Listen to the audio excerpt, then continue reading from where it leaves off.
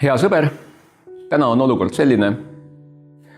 Arvamusküsitlused näitavad, et uues parlamendis võivad need jõud, kes ei toeta liberaalseid väärtusi, vabadust, avatust, saada 17% valijate toetuse.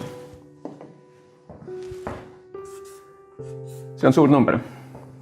Õnneks on neid valijaid, kellele liberaalsed väärtused on kallid, rohkem.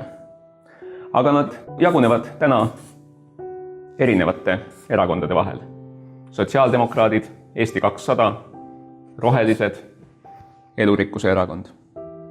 Valimiskünnis 5% võib kergesti tähendada, et väga paljud nendest häältest järgmises parlamendis ei kõla.